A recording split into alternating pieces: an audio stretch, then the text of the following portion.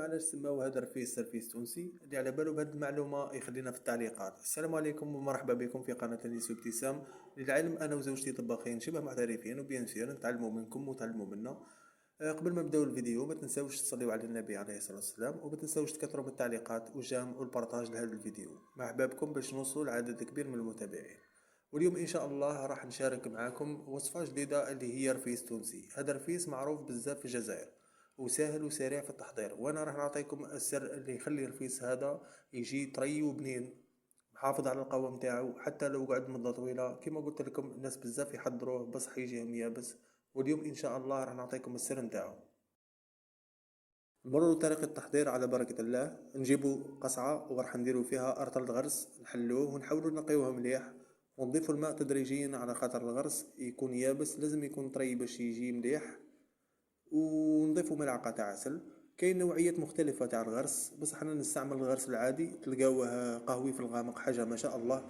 كاين اللي يحب تاع البطانة ما يحبش نوعية أخرى. بعد ما طريناه بالماء نجيبوا مقلة اللي عندكم ما يهمش، المهم نحطوا المقلة على النار تكون ناقصة، ونبقوا نحركوا بهذه الطريقة حتى نتحصلوا على القوام الذهبي. ما تخليهش يطيب بزاف باش ما يخليش ريحة ولا طعمة في الرفيس تاعنا. بعد ما تحمص مليح نبداو نحطو سميد على الغرس تاعنا. المقادير اللي عملتها 600 غرام سميد وحوالي نص كيلو غرس، ونكونوا حضرنا الزبدة.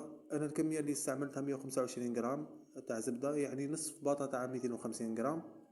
نضيفوا الزبدة بهذه الطريقة ونجمعوا كل شيء مع بعض حتى نحصلوا على القوام المطلوب. اهم شيء بتوصيل الرفيس بهذه الطريقة الصحيحة لازم تتبعي المقادير. كل ما عليك انك تجيبي ورقة وستيلو وتكتبي المقادير اللي قلتها لك في الفيديو.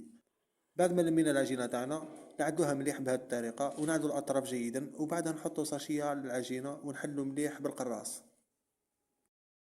بعد ما حليناها مليح نخليوها ترتاح 10 ولا 15 دقيقة، تشيح الزبدة اللي حطيناها مليح باش ما تتحلش وتبقى محافظة على القوام تاعها.